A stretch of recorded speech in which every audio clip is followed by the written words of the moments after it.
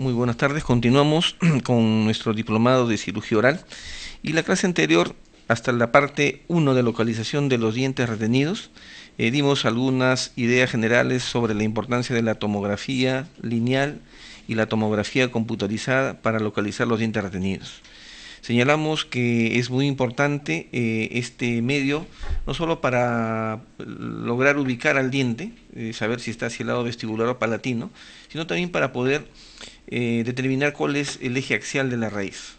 Hemos observado que los dientes retenidos, sobre todo de la premaxila, cuanto más lejos están de su eje axial original, terminan con una raíz sumamente dilacerada, deforme, como la que observamos en este caso en la diapositiva del lado derecho, en donde la imagen inicial no es tan clara como esta vista siguiente. Ahí está, en la cual vemos el dismorfismo de esta raíz. Mientras que en la panorámica que observamos en el lado izquierdo, aparenta ser una pieza dentaria que prácticamente carece de raíz. Sin embargo, una vez extraída la pieza dentaria, observamos muy claramente la deformidad casi en 180 grados. La forma de la disposición de las raíces, en este sentido, es muy importante determinar mediante el estudio, no solamente panorámico, sino también tridimensional, que es la tomografía computarizada. En este otro caso, vemos a una señorita de aproximadamente 29 años, ¿no?, quien le habrían intentado realizar la extracción de este canino. Las radiografías periapicales mediante la técnica de Clark indicaban claramente que la corona del diente retenido se encuentra hacia el lado palatino, como observan ustedes en ambas periapicales. Sin embargo, no se puede apreciar la longitud total de la raíz de este canino, como tampoco cuál fue la razón por la cual durante el acto quirúrgico, a pesar que localizaron la corona fácilmente hacia el lado palatino, el diente no pudo ser destrabado. En otras palabras, lograron hallar al diente retenido, sin embargo, el diente no se movió ni 1 milímetro. Debido a que ampliaron cada vez más la osteotomía y a pesar de eso el diente no se movía, no pudo ser luxado, decidieron abortar el procedimiento, hacer una sutura y simplemente esperar algunos meses.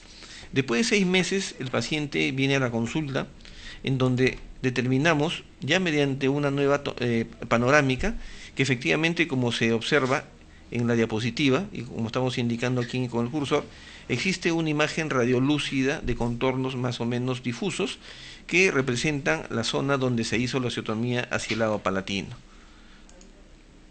Sin embargo, esta tomografía del mismo paciente permite observar en el lado superior izquierdo, fíjense, que el ápice del diente se encontraba hacia el lado vestibular y que la causa por la cual el diente no pudo ser extraído ni siquiera luxado durante la cirugía hacía 6 meses antes fue porque el diente retenido tenía una hipercementosis en la región apical.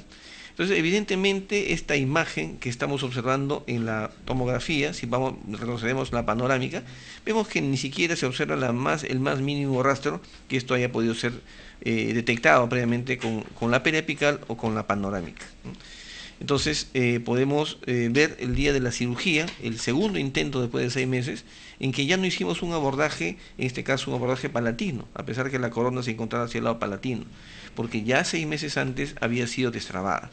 La osteotomía había liberado la corona, entonces la traba se encontraba, en este caso, en la zona apical, frente a la zona vestibular.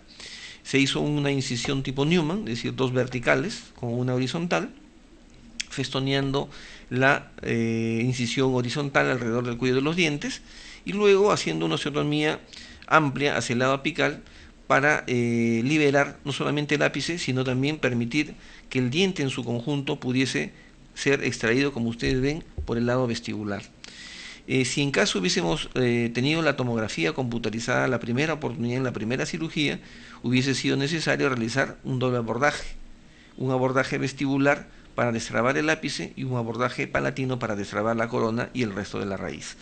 Esto en cirugía no se utiliza regularmente, pero existen algunos pocos casos como este, en el cual hubiese sido necesario un tratamiento quirúrgico de ese tipo. En este otro caso observamos en la panorámica, la parte inferior, en la zona del mentón, una pieza retenida que corresponde a un incisivo lateral y un conjunto de pequeños dentículos que corresponden a un odontoma compuesto. La tomografía lineal, en este caso, la que está en la parte central, nos muestra que el diente se encuentra retenido, así como el odontoma se encuentran más hacia el lado palatino. La radiografía periapical del lado izquierdo permite identificar fácilmente el incisivo lateral, que se encuentra sumamente apical a los incisivos permanentes, y también una imagen radiopaca envuelta en una imagen radiolúcida que corresponde claramente, como vemos con el puntero, con el cursor, a un odontoma compuesto. En la imagen derecha, que corresponde a la tomografía lineal, se aprecia sobre el celuloide la imagen del incisivo lateral retenido hacia el lado palatino en una posición bastante baja, cercana a la apófisis geni, y aquí, un poco más hacia arriba, se encuentra el odontoma compuesto. En este otro caso, una paciente de 91 años que concurre a la consulta porque era portadora de una prótesis completa. Esta prótesis completa trataba de ocultar un diente retenido que había sido descubierto cuando la paciente tenía 74 años, es decir, aproximadamente 17 años antes. En esa oportunidad pensaron que la mejor forma de tratar este caso era haciendo un seguimiento clínico radiográfico solamente y evitar la cirugía por la posible lesión o penetración accidental en el seno maxilar del lado derecho. Pasaron los 17 años y nuevamente comienza un proceso inflamatorio alrededor de la corona del tercer molar superior, y ya la familia toma la decisión, pues, y la paciente también, de realizar la cirugía. En este caso, en la diapositiva del lado izquierdo muestra la panorámica, en la cual el diente retenido se muestra hacia el lado distal. En la reconstrucción tomográfica panorámica de la tomografía computarizada del lado derecho, observamos al diente retenido en posición transversal, sí, efectivamente transversal, y con una pequeña capa de hueso que lo separa del seno maxilar.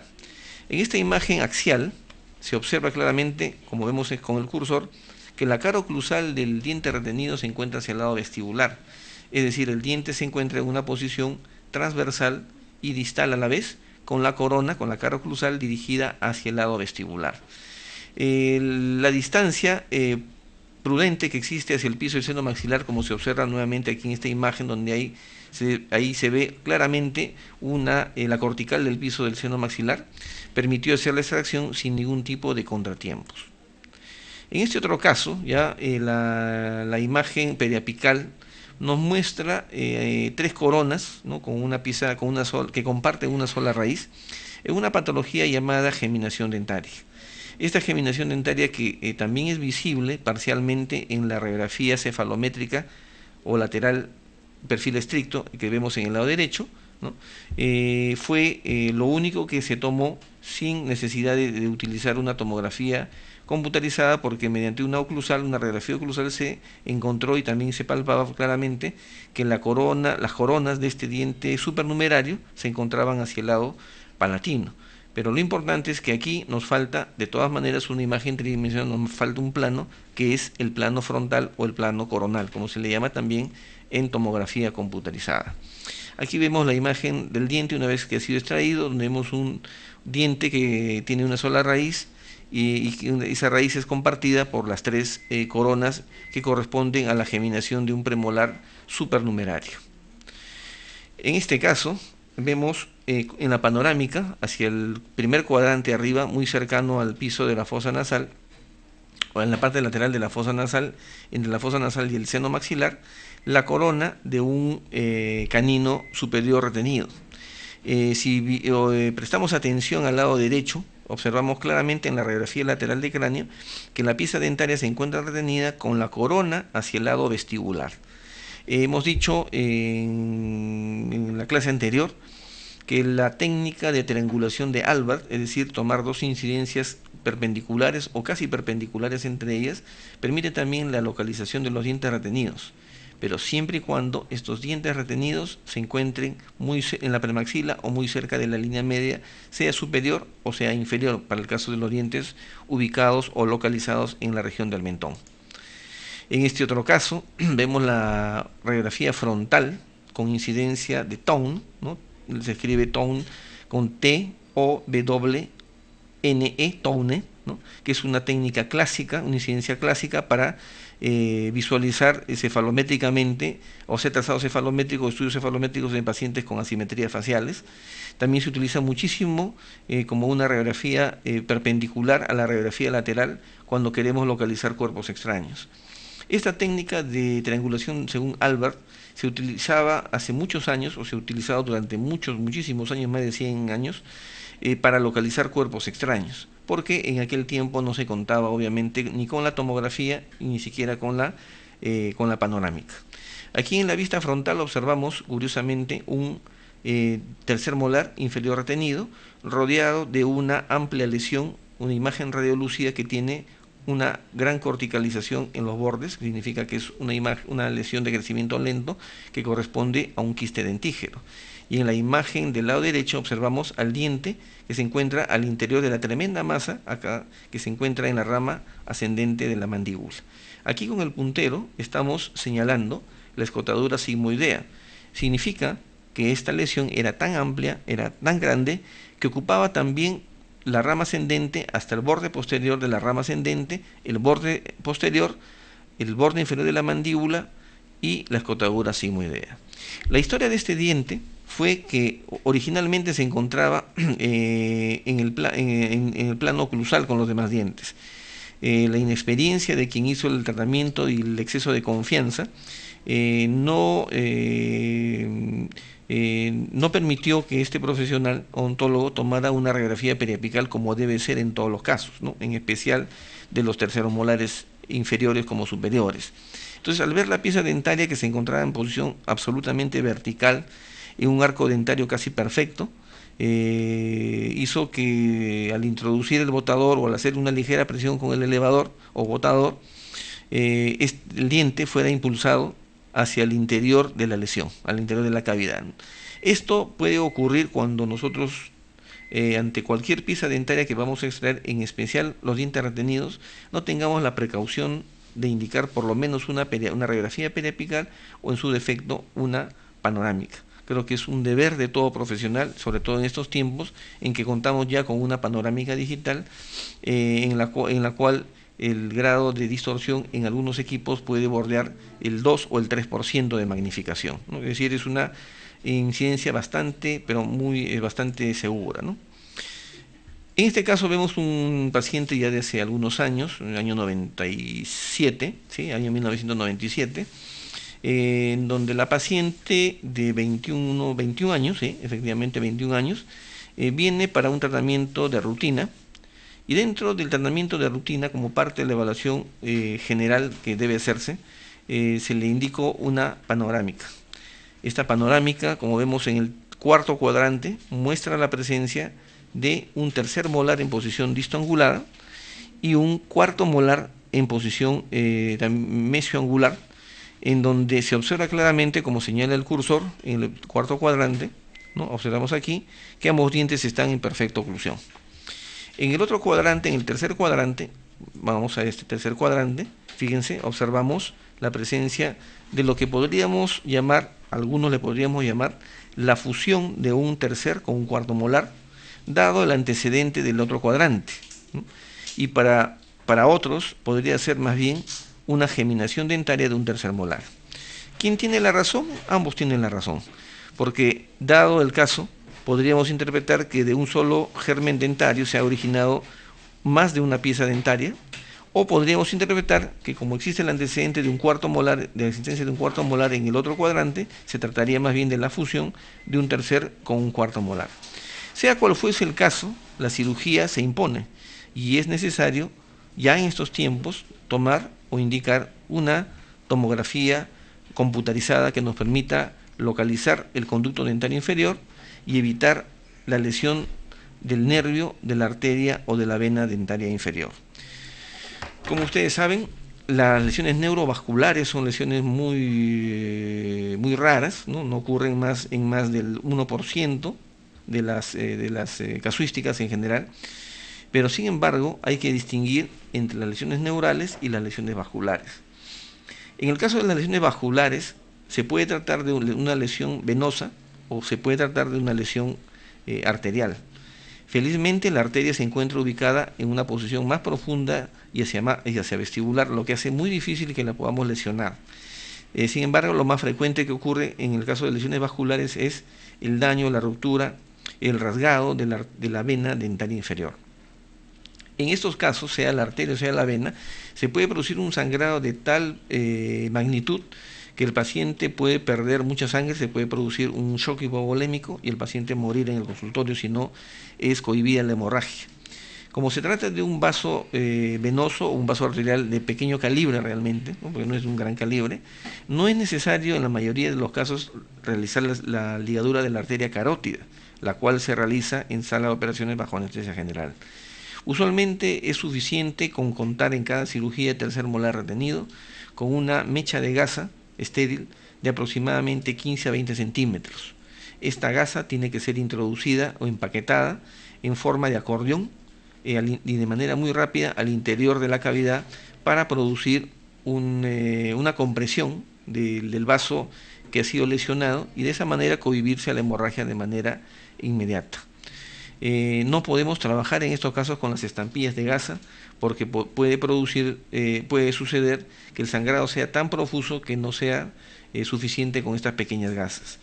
Si por otro lado no hemos tomado la precaución de contar en nuestro consultorio con una mecha de gasa de 15 o 20 centímetros y utilizamos un champón de gasa, ¿no? un manojo, un grupo de gasas, 10, 12 gasas, y la comprimimos sobre la herida, también podemos cohibir la hemorragia.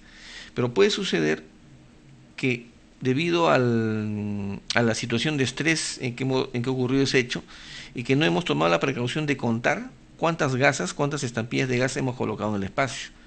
Y la sangre embebida en la gasa hace que sea indistinguible la gasa del tejido circundante. Conclusión, podemos colocar 10 gasas y de manera accidental solamente retirar 9. Y la gasa que queda, como es un elemento orgánico, tarde o temprano se va a producir una putrefacción y esa putrefacción va a desencadenar o va a ocasionar una severa infección que puede llevar al paciente a la hospitalización.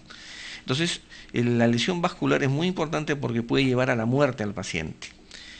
De otro lado tenemos las lesiones neurales. Las lesiones neurales no producen la muerte del paciente, pero sí producen secuelas, ¿no? Es decir, complicaciones que son permanentes e irreversibles llamadas secuelas, como la parestesia o la anestesia, dependiendo de la magnitud del daño que podamos haber ocasionado en ese axón.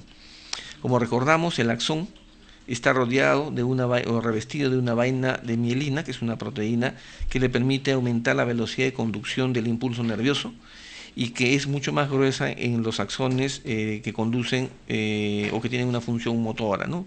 Los axones sensitivos tienen una vaina gruesa, pero no tan gruesa como la vaina sensitiva.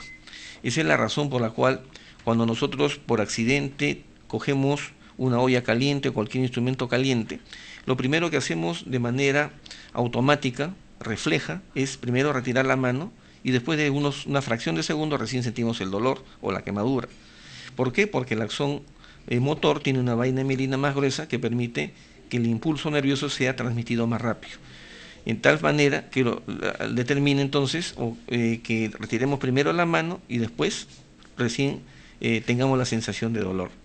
Entonces, como decíamos, la vaina de mielina que recubre el axón es similar a lo que ocurre con los cables de luz, disculpando la comparación, en donde el filamento metálico del cordón de luz está revestido por una empaquetadura o un empaquetamiento plástico. Cuando nosotros rasgamos la vaina de mielina pero no penetramos hasta el axón, se produce una complicación llamada neurapraxia.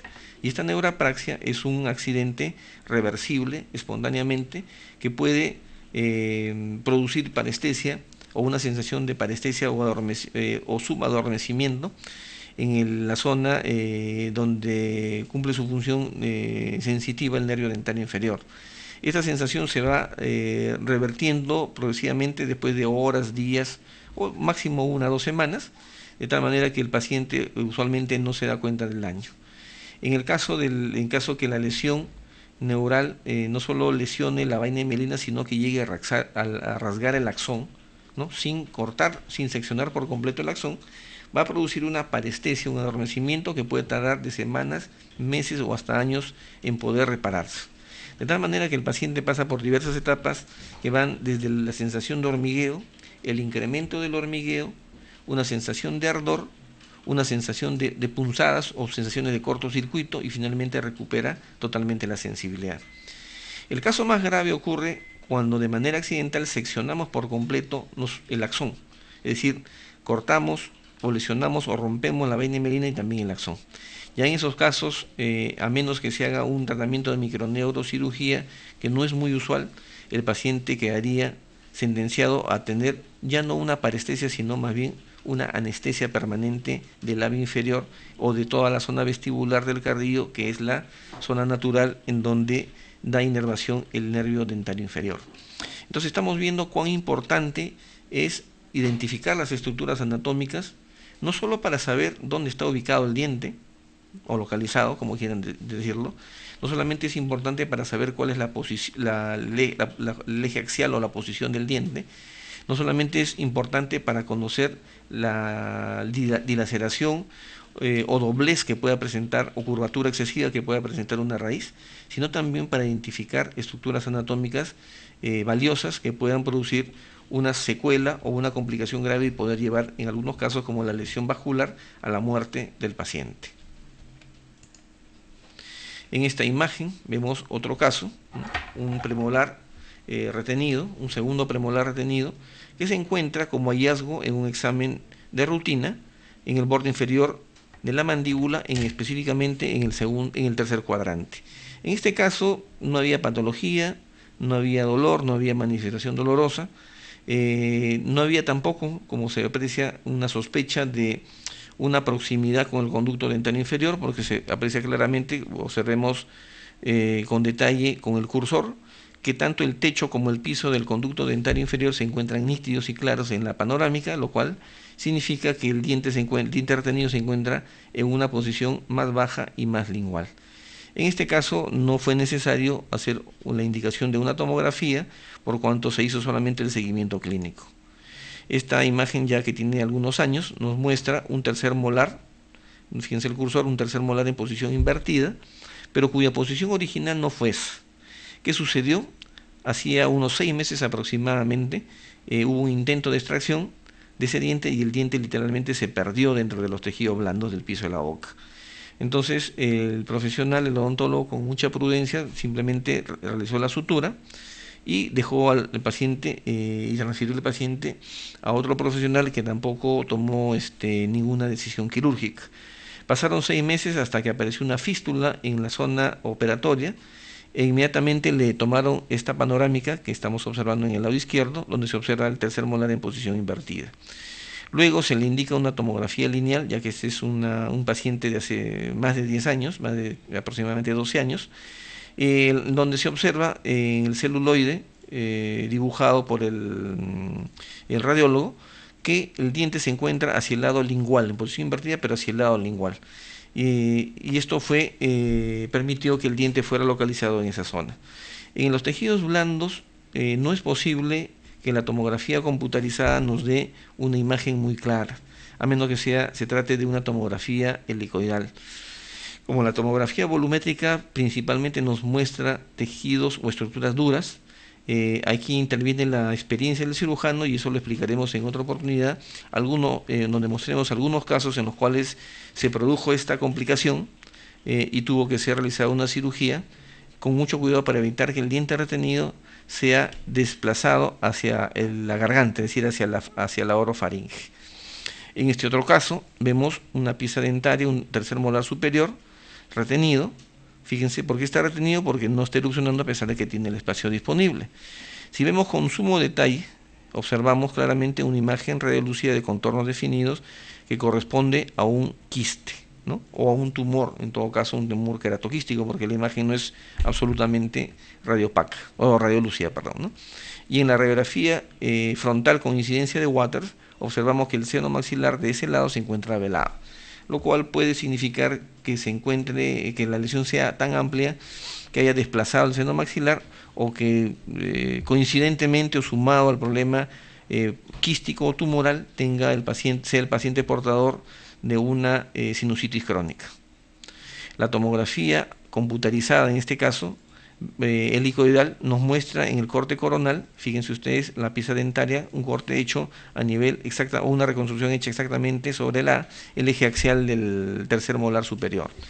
Mientras que en el lado derecho observamos una reconstrucción axial, en donde estamos observando al paciente, digamos, desde abajo, ¿no? Acá vemos la R, que significa right, lado derecho, y nos muestra que el tercer molar retenido se encuentra en la parte más posterior adyacente a la tuberosidad, ¿no? Muy cercano a lo que nosotros conocemos con el nombre de la apófisis pterigoides o la sutura pterigomaxilar.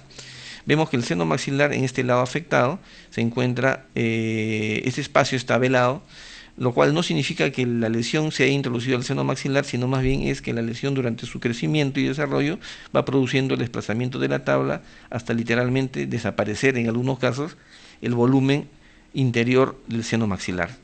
Mientras que en el otro lado observamos un seno maxilar de características normales, ¿no? Una imagen piramidal con un fondo hipodenso, ¿no?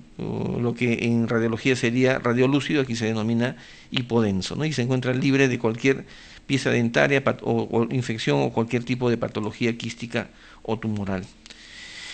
Otro aspecto que tenemos que ver o que tener en cuenta o que debemos sacar conclusión una vez realizado el estudio radiográfico, tomográfico o imagenológico en general, es determinar el costo-beneficio para el paciente. La cirugía bucal no es una cacería de dientes retenidos. La cirugía bucal de maxilofacial es una especialidad que busca el bienestar del paciente. Si en este caso observamos, como en este paciente de 74 años, un diente retenido que fue producto del hallazgo durante un examen de rutina, porque el paciente era portador de una prótesis total inferior y total superior, y se toma una radiografía como parte del examen de rutina, porque iba a ser sometido a la confección de una nueva prótesis dental. Se descubre entonces un diente retenido, en este caso al parecer es un premolar, y observamos claramente, siguen ustedes con el cursor, una imagen radioopaca de gran densidad que corresponde a la línea oblicuo externa. Esta línea oblicuo externa es una zona sumamente corticalizada, y observamos también en la oclusal que la pieza dentaria se encuentra casi equidistante entre la tabla vestibular y la cara lingual de la mandíbula. Es decir, que el diente se encuentra en una posición muy baja en el hueso basal y se encuentra equidistante de la tabla vestibular y de la tabla lingual. En otras palabras, para realizar la extracción dentaria de este diente retenido, tendríamos que retirar una cantidad importante de hueso y tendríamos que dejar una lesión, una cavidad, un lecho quirúrgico sumamente amplio, y deberíamos de rellenarlo con hueso liofilizado y cubrirlo con una membrana. Esto no garantizaría tampoco que el volumen final del hueso sea el mismo que el que posee el paciente en este momento.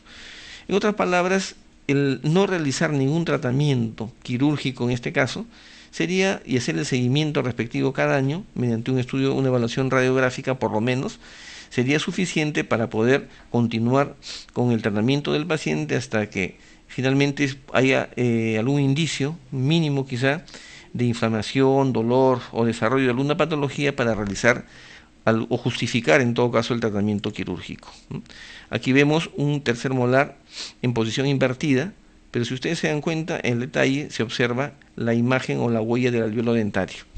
Este diente se encontraba en posición vertical, ligeramente lingualizado, y debido a una mala maniobra del operador, fue impulsado hacia el piso de la fosa, al piso de la boca, de los tejidos blandos, y además, con la desesperación, la falta de experiencia del profesional, trató desesperadamente de hacer una presión digital para traer el diente hacia adelante, cosa que nunca debemos hacer nosotros. En estos casos lo que corresponde es más bien introducir el pulpejo del dedo índice en la parte más baja y posterior posible de la boca del paciente, lo más cercano posible a las amígdalas, para evitar que el diente sea desplazado hacia abajo y hacia atrás, y con una pinza larga, con mucho cuidado, intentar coger la pieza dentaria para retirarla. Si nosotros no colocamos nuestro pulpejo del dedo índice en la parte baja y posterior del piso de la boca cercano a las amígdalas e introducimos de manera imprudente y temeraria la pinza, lo que podemos hacer es simplemente disecar los planos del piso de la boca y, como ocurrió en este caso, fíjense en la tomografía axial, se observa que el diente retenido se encuentra por dentro, por dentro del músculo pterigoideo interno, este es el pterigoideo interno, y aquí se encuentran algunos músculos parafaríngeos. Entonces ya la cirugía en este caso es más compleja porque debemos de realizar el tratamiento quirúrgico en sala de operaciones.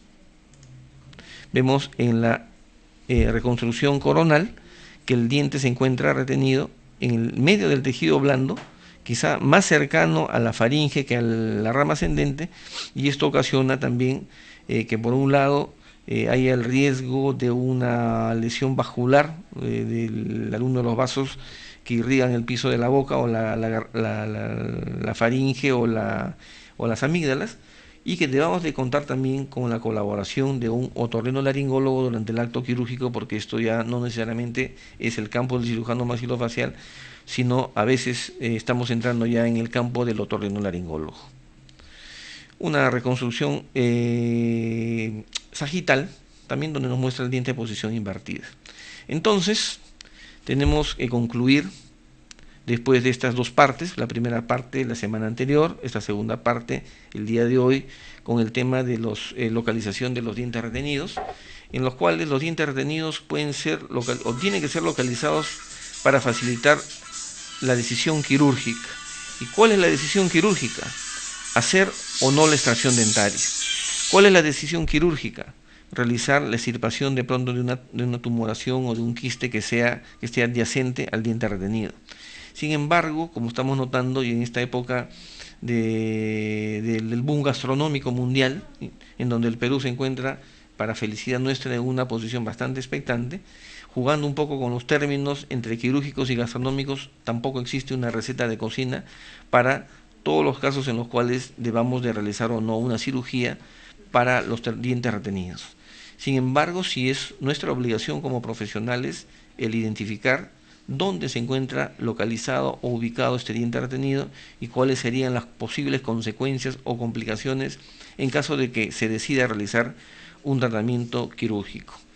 Los métodos de diagnóstico también, como estamos señalando, aun cuando sean muy sofisticados, deben ser reservados en todo caso para aquellos casos en los cuales los dientes estén cercanos a una estructura anatómica muy importante, como es el piso del seno maxilar, el piso de la fosa nasal, estemos muy próximos al límite posterior del paladar, o de pronto nos encontremos muy cercanos o muy próximos al conducto dentario inferior en cualquier zona de su trayecto.